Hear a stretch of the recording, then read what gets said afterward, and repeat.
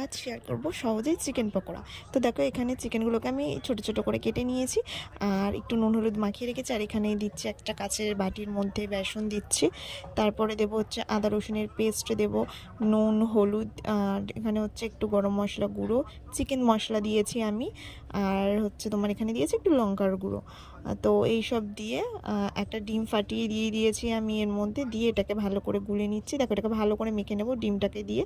তারপরে দেখো মাখা হলে সবার লাস্টে এবার দেখো এই যেরকম মাখা হয়েছে, এবার দিচ্ছি এর মধ্যে কর্নফ্লাওয়ার।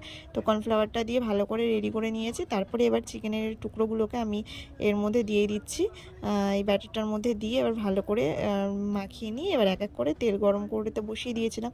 তো এই তেলের মধ্যে ছেড়ে দিয়েছি আর দারুণ মুচমুচে হয়েছিল, আর তার সাথে বেশ অনেক ফুলেছিল। তোমরা চাইলে পিসগুলোকে আর একটু বড়ও করতে পারো।